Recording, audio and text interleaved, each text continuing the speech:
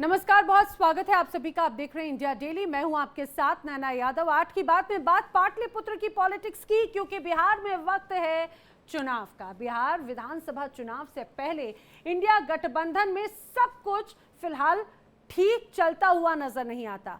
तैयारी तो पदयात्रा की चल रही है, लेकिन उससे पहले ही पग पग पर बाधा है। क्यों?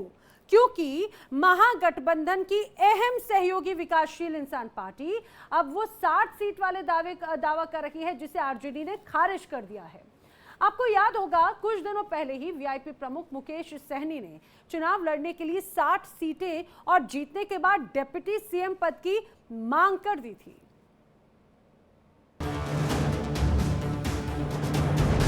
11 निर्धारित दस्तावेज जो है वो मांगे गए।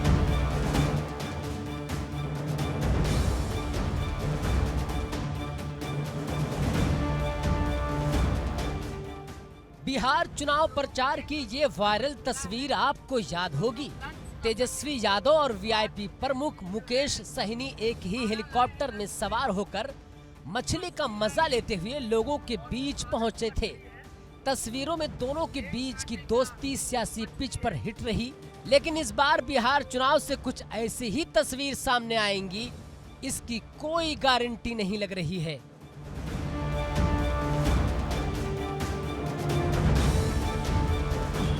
वीआईपी पार्टी के प्रमुख मुकेश सहनी की राजनीतिक महत्वाकांक्षाएं किसी से छुपी नहीं है।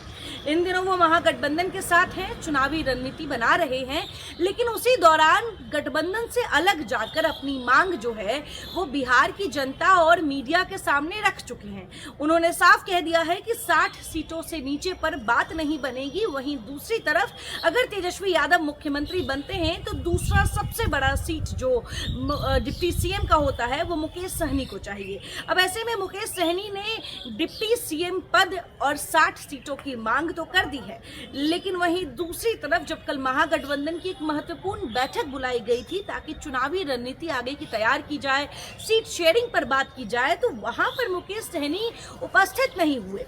वो अपनी बात मीडिया को कह तो रहे हैं, लेकिन महागठबंधन के नेताओं के साथ बैठकर बैठक नहीं कर रहे। अब ऐसे में इसको लेकर दिलीप जायसवाल, जो कि बीजेपी के प्रदेश अध्यक्ष हैं, उन्होंने तो ये भी इशारा कर दिया है कि राजनीति संभावनाओं का खेल है और यहाँ कभी भी कुछ भी हो सकता है। यानी कि बिहार में खेला हो सकता है क्या? इस दावे को लगातार हवा भी मिल रही है, क्योंकि कुछ दिन पहले वीआईपी प्रमुख मुकेश सहनी ने सीट बंटवारे पर अपनी मंशा साफ कर दी। उन्होंने दावा किया कि उनकी पार्टी वीआईपी 60 सीटों से कम पर समझौता नहीं करेगी। 2-4 सीट ऊपर नीचे हो सकता है, लेकिन 50 या 45 तक आना संभव नहीं। गठबंधन के मंच पर सब तय होगा, लेकिन हमारा हिस्सा कम नहीं होगा।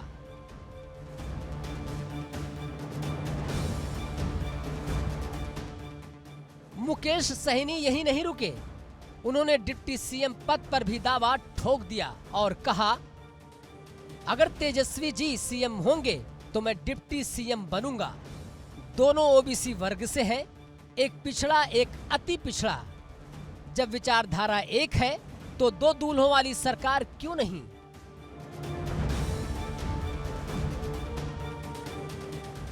सियासी फिजा की ये खबर तेजी से फैल रही है कि मुकेश सहनी ने महागठबंधन की अहम बैठक से ज्यादा अपनी दिल्ली दौरे को तरजीह दी है। कहा जा रहा है कि वो बैठक में शामिल होने से बच रहे हैं। यही नहीं, सूत्रों के मुताबिक मुकेश सहनी की बीजेपी से करीबी बढ़ती जा रही है।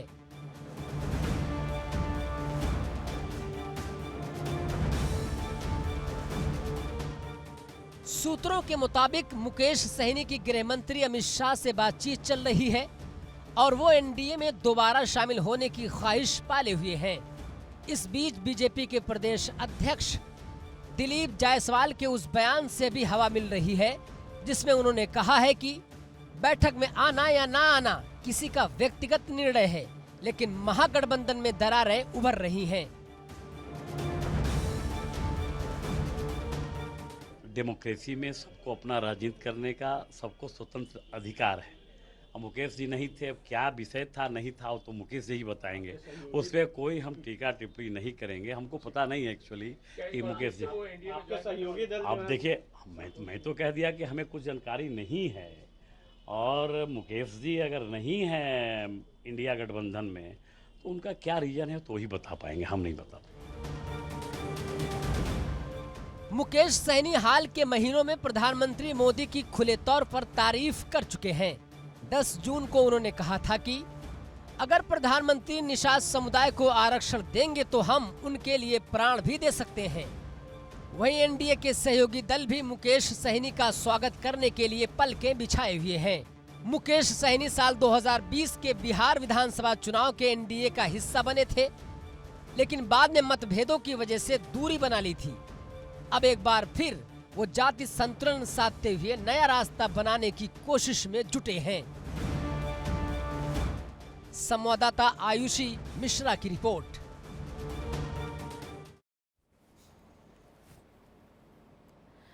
तो बिहार में सियासी पारा चरम पर है तो विधायक जी का पारा भी इस दौरान हाई नजर आता है।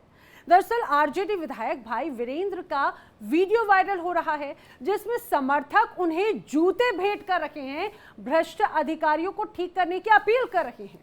तो बीजेपी ने इसे सीधे सीधे अब दलित विरोधी बता दिया है।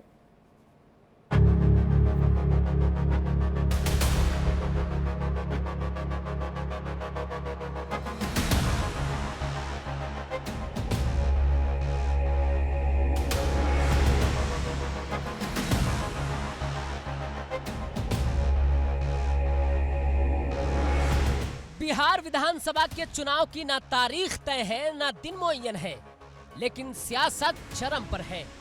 सियासतदां हर वो चाल चल रहे हैं जो उनके मुताबिक फिट लग रहा है। जनता को डायरेक्ट हिट कर रहा है, कहीं जनता को रिझाने की कोशिश हो रही है तो कहीं दावों और वादों की झड़ी लगाई जा रही है। सियासी जंग को जीतने के लिए हर जतन किया जा रहा है। शायद इसलिए आरजेडी विधायक को ये कहावत उनके मन मुताबिक लग रही है कि जंग में हर चीज जायज है। इसीलिए तो विधायक जी की पंचायत सचिव ने बात सुनने से आनाकानी की तो विधायक जी गुस्से से लाल हो गए और खूब जमकर खरी खोटी सुनाई। अब बात बहुत आगे निकल गई। विधायक जी ने तो पंचायत सचिव को जूते तक तोहफे में भिजवा दिया।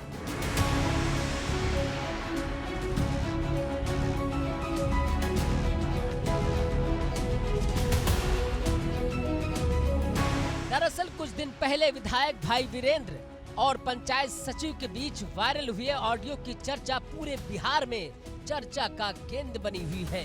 अब आरजेडी समर्थक खुलकर भाई वीरेंद्र के समर्थन में उतर आए हैं। तस्वीर में साफ देख सकते हैं कि विधायक जी का एक समर्थक उनको जूता तोहफे में दे रहा है और कह रहा है कि भ्रष्ट अधिकारियों से अब बात से नहीं बल्कि जूते से बात होगी। हम लोग बहुत खुश हैं कि इन्होंने काम नहीं करने वाले अधिकारियों की अच्छे से क्लास लगाई। विधायक जी ने जरूरी काम के लिए फोन किया था, लेकिन अधिकारी ने उन्हें पहचानने तक से इनकार कर दिया। बिहार के अधिकांश इलाके में ऐसे ही हालात हैं, अधिकारी बात ही नहीं सुनते। सबसे बड़ी बात है कि 10 नंबर के जूता से ही भ्रष्ट अधिकारी सुधरेंगे, क्योंकि कानून का वो बात मानते ही नहीं है, नियम कायदे कानून की भाषा समझते ही नहीं है, और ना किसी भी जनप्रतिनिधि का कोई शौक नहीं होता है कि जूता की बात वो करेंगे। इसलिए किया गया कि आप उनके वार्तालाप देख लीजिए, एक जनप्रतिनिधि से उस तरह से चढ़ करके बात किया जाता है। जहाँ तक लोग कहते हैं कि जाति की बात है, माननीय विधायक जी को तो पता भी नहीं था कि वो स्वर्ण है कि यादव है कि दलित है। इन्होंने तो सिर्फ ये बोले कि आप काम करो, लेकिन वो बोले कौन है, कैसे है, क्या है, इसलिए हाँ और ये इस चीज को देख करके हम सीतामढ़ी से चल करके यहाँ आए हैं। एकदम जैसे ही इनका देखो वीडियो तो हम तो इनका फैन हो गए। फिर हम सोचे क्या किया जाए इनको। सबसे बड़ा आज वर्तमान की स्थिति में नीतीश कुमार का जो सरकार है उस अफसरशाही में तो ये जूता हथियार का काम कर रहा है। एकदम हर अधिकारी को जूता से ही स्वागत की जरूरत है, तभी वही जूता मारने के बयान पर सियासत का बाजार गर्म है। पत्रकारों ने जब विधायक वीरेंद्र से पूछा कि एक अधिकारी को जूता देना कितना मुनासिब है और तोहफे में जूता ही क्यों दे रहे हैं, तो सुनिए माननीय को। देखिए, जूता गिफ्ट इसलिए किया है कि हमने जो हमारे तब मैंने ये स्लिप किया जो उस शब्द का कि जूता मारेंगे, तो पूरे पदाधिकारी पूरे बिहार का जो एनआरकी है, चाहे वो प्रखंड स्तर का हो, अनुमंडल स्तर का हो, जिला स्तर का हो, हर व्यक्ति तबाह है, चाहे वो किसी दल का आदमी हो। किसी का काम नहीं हो रहा, लेकिन कोई बोल नहीं रहा है। इसलिए जनता हमें कह रही है कि जूता आपको मैं दे रहा हूं, वैसे पदाधिकारियों को आप सम्मानित करने का काम कीजिएगा, और कोई बात नहीं है। एक मैसेज दिया जा रहा है, और कोई बात नहीं। जूता देने के मामले में जब विधायक जी घिरे तो उन्होंने कहा, आम जनता से लेकर विधायक तक अफसरों के अफसरशाही रवैये से तंग हैं। अधिकारी किसी की बात ही नहीं सुनते। सबसे बड़ी चीज है जी, ये जूता एक संदेश है जी उन लोगों के लिए जो जनता के प्रतिनिधि या जनता का काम नहीं करते हैं। उसके लिए संदेश है। हम किसी को जूता मारने वाले लोग नहीं हैं। हम अब कानून का पालन करते हैं, और कानून का पालन करने वाला आदमी किसी को जूता नहीं मारता है। तो अब सब सीलिंग हो गया होगा। हर दल के लोगों से मैं आग्रह करूंगा, सभी दल के लोगों से, कि सब लोग तबाह है, बोल कोई नहीं रहा है। आज मेरे साथ हुआ है, कल आपके साथ भी होने वाला है, इसलिए तैयार रहिए। और यहाँ का जो जंगल राज है, जिसको महाजंगल राज, गुंडा राज कहते हैं, गुंडा राज को समाप्त करने के लिए हमारा दल आदरणीय तेजस्वी यादव के नेतृत्व में महागठबंधन की सरकार बनेगी और गुंडों का राज खत्म हो। जरूर निश्चित रूप से सरकार के नुमाइंदे कोई गाइड कर रहे होंगे, उसको बेचारे को इतना नहीं बुझाता है, हमको ऐसा लगता है। और एक बहुत बड़ा गलती किया है कि उसने वीडियो वायरल किया है, और वीडियो वायरल बिना मेरे सहमति का वो टेप नहीं कर सकता है। और वायरल तो और भी खतरनाक हो गया, वो करने पर 3 साल की सजा है। और अगर मैं करूं, मैं विचार कर रहा हूं, अपने एडवोकेट लोगों से राय ले रहा हूं, और जैसे ही राय ले लूंगा, अगर ये हो जाएगा तो मैं। वहीं जब पत्रकारों ने विधायक वीरेंद्र से पूछा कि आपके खिलाफ SC/ST एक्ट के तहत केस दर्ज हो गया है, तो भाई वीरेंद्र ने कहा, मैंने कोई भी जाति सूचक शब्द का इस्तेमाल नहीं किया है। मैं डरने वाला नहीं हूँ। चपरासी से लेकर DM तक के अधिकारी को फोन करता हूँ। नहीं, डर किस बात का? भाई वीरेंद्र किसी से डरता है क्या? और मैंने कभी जाति सूचक नाम नहीं लिया, और जाति सूचक अगर नाम लेते तब हमको डर लगती। लेकिन मैं किसी को भी बेइज्जत करने का हम ख्याल नहीं रखते हैं। मैं जानता भी नहीं था किस जाति का कौन व्यक्ति है। मैं जनता के लिए के हित में काम करता हूं, और आगे भी मैं करता रहूंगा।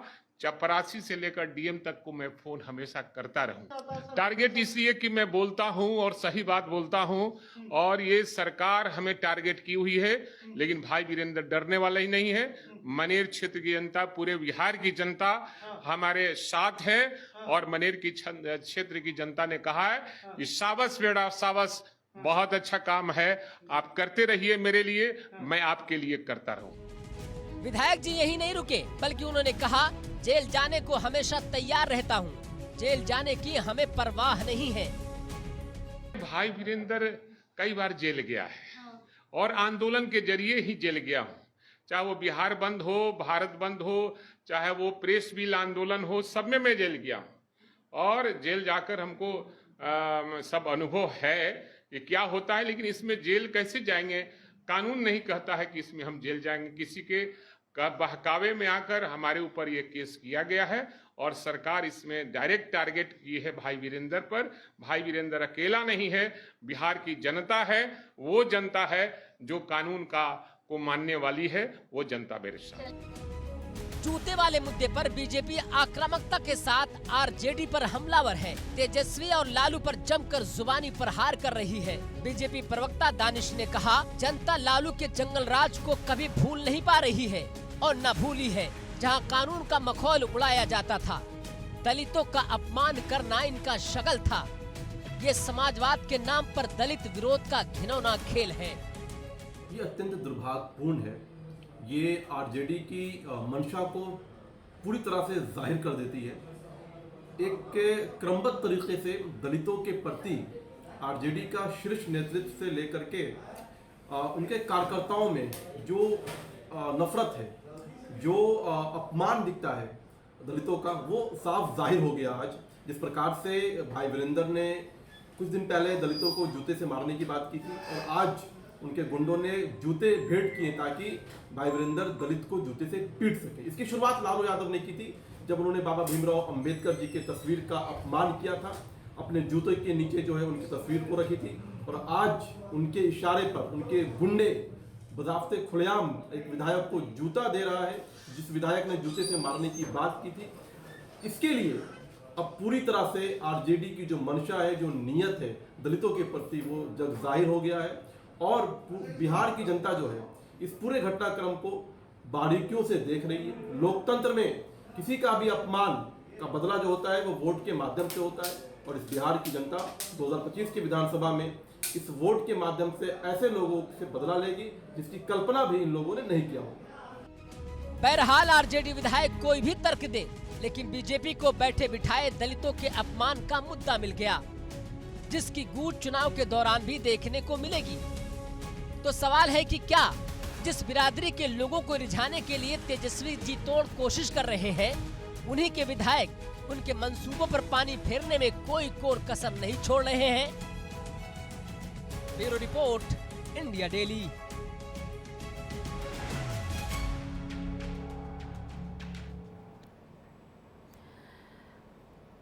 विपक्ष इस बार अलग अलग मुद्दों के माध्यम से सरकार को घेरने की तैयारी में है। बिहार में विपक्ष ने नीतीश सरकार पर करीब 71,000 करोड़ के घोटाले का आरोप लगाया। इस घोटाले को चारा घोटाले से 70 गुना ज्यादा बड़ा बताया।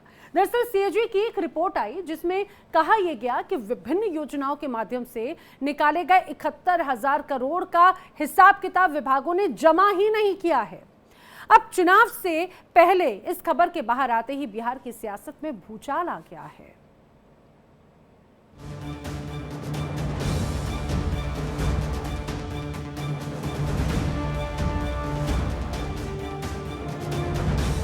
चुनाव से पहले बिहार में कथित घोटाले का नया चैप्टर खुल गया।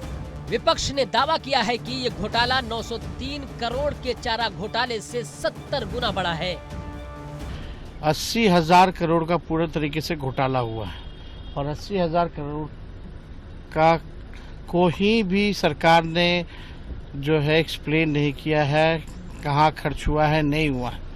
ये साबित करता है कि ये डबल इंजन की सरकार का एक इंजन अपराध में है, दूसरा इंजन भ्रष्टाचार में। ये 80,000 करोड़ रुपए बहुत बड़ा होता है रकम और ये आम लोग टैक्स पेयर के पैसे की लूट मचा रखी है। मुख्यमंत्री अचेत अवस्था में है और बीजेपी जब आती है तब बड़ा बड़ा घोटाला में ये लोग लगे रहते हैं। तो आप समझ सकते हैं ये सरकार केवल अपराधी और भ्रष्टाचारियों की है और अपराधी और भ्रष्टाचारी ही सरकार चला रहे हैं। बिहार का ये कथित घोटाला का ये मामला थोड़ा दिलचस्प है। मॉनसून सत्र में पेश की गई कैग की रिपोर्ट में दावा किया गया कि 70,877 करोड़ रुपए बिहार सरकार के अलग अलग विभागों ने निकाले, लेकिन उपयोगिता प्रमाण पत्र वक्त पर जमा नहीं कर सके। यानी पैसा जारी हुआ लेकिन कहां खर्च हुआ इसका पुख्ता सबूत नहीं दिया गया। यहीं से विपक्ष ने मामले को तूल देना शुरू कर दिया और घोटाले का आरोप नीतीश सरकार पर चस्पा कर दिया, क्योंकि जब उपयोगिता प्रमाण पत्र लड़ते हैं तो गबन और घपले की आशंका मजबूत हो जाया करती है। अब आपको बताते हैं कि बिहार सरकार के वो कौन से विभाग हैं जिन पर हिसाब किताब नहीं देने का आरोप है। पंचायती राज विभाग में 28,154 करोड़ रुपए का उपयोगिता प्रमाण पत्र लंबित है। वहीं शिक्षा विभाग को 12,623 करोड़ रुपए का लेखा जोखा जमा करना है, जबकि शहरी विकास विभाग ने 11,065 करोड़ रुपए निकाले, लेकिन कहां खर्च किए इसका प्रूफ देना बाकी है। ग्रामीण विकास विभाग ने 7,800 करोड़ रुपए का उपयोगिता प्रमाण पत्र लंबित है और कृषि विभाग भी 2,107 करोड़ रुपए का हिसाब किताब नहीं दे पाया। बार बार वो कहते हैं कि 70,000 करोड़ का घोटाला हो गया, 80,000 करोड़ का घोटाला हो गया, जबकि कल वित्तीय सचिव के द्वारा स्पष्ट तौर पर बता दिया गया कि पिछले 5 वर्षों में सबसे कम एसीडीसी बिल सबसे कम है। और ये जो बिना हिसाब वाला रिकॉर्ड है ये 23-24 का है, जब महागठबंधन के लोग सरकार में थे। जो सीएजी ने रिपोर्ट किया है तो वो अपने ही सरकार पर प्रश्न उठाने का काम कर रहे हैं। कैग की रिपोर्ट में दावा किया गया है कि 14,000 करोड़ से ज्यादा 2016-2017 में खर्च किए गए, जिसका लेखा जोखा जमा नहीं किया गया। उस वक्त नीतीश कुमार की अगुवाई में महागठबंधन की सरकार थी और उप मुख्यमंत्री थे तेजस्वी यादव। इसलिए जब विपक्ष ने हमले तेज किए तो बीजेपी ने पलटवार करने में देरी नहीं की। ये फाइनेंशियल बैकलॉग इसको कहते हैं और बिहार की जनता इस बात को जान रही है कि 2024 का सीएजी रिपोर्ट विपक्ष को ख्याल आ रहा है। 2023 में कितना बैकलॉग था ये ख्याल नहीं है, 2022 में कितना था ये ख्याल नहीं है, 2021 में कितना था ये ख्याल नहीं है। क्या ये 70,000 करोड़, क्या पिछले पहले 1,09,000 करोड़ नहीं था क्या? तो अब क्या है कि जनता जान रही है कि ये कैग का रिपोर्ट प्रत्येक साल इस तरह का आता है और प्रत्येक साल पिछला बैकलॉग क्लियर होता है। तो जनता जब हंस रही है कि तेजस्वी जी या कोई भी नेता इस तरह का आरोप लगा रहे हैं, तो भाई 5 साल का डाटा काहे नहीं बता रहे हैं, ये भी तो बताइए। पहले तो तेजस्वी जी को ये बताना चाहिए कि 71,000 करोड़ वो है क्या, वो किसके रीजन का है। और मैं ज़्यादा कुछ नहीं कहूँगा तेजस्वी यादव जी को, उनको अकाउंटेंसी सीए की पढ़ाई पढ़ लेनी चाहिए। वैसे आप ही लोग के चैनल के माध्यम से हम लोगों ने सुना है कि उनका पढ़ाई का जो स्तर है थोड़ा सा लो है, तो खैर उस पर हम नहीं जाएंगे। उनका सर्टिफिकेट का मैंने वेरिफिकेशन भी नहीं किया है, लेकिन वो अकाउंटेंसी पढ़ें और किसके समय का है, वो ऑडिट है, सीएजी का रिपोर्ट है, वो हमेशा अनवरत वो चलते रहता है, रिपोर्टिंग अकाउंटेंसी चलते रहता है। क्या उसका रिपोर्टिंग फाइनल हो गया क्या, ये विषय उनको बताना चाहिए। ये भी विषय बताना चाहिए कि ये किसके समय का ऑडिट जो अभी अपूर्ण है, जो ऑडिट पूरा नहीं हुआ, ये भी बता देते, तब तो बात आती कि ये घोटाला हुआ है कि क्या हुआ है। पहले यही पता नहीं है कि 71,000 करोड़ है क्या, अब सिर्फ घोटाला कह देने से, क्योंकि क्या है कि आदमी जब से पैदा लिया है तो घोटाला ही देखा है, दूसरा कुछ तो नज़र ही नहीं आता उसको, इसलिए घोटाला घोटाला कर रहा है। जानकारों का मानना है कि ये घोटाला साबित करना मुश्किल होगा, क्योंकि उपयोगिता रिपोर्ट न जमा करना तकनीक कमी हो सकती है, न कि सीधा भ्रष्टाचार। लेकिन सामने चुनाव है तो इस पर सियासत होना भी लाजमी है। संवाददाता आयुषी मिश्रा की रिपोर्ट।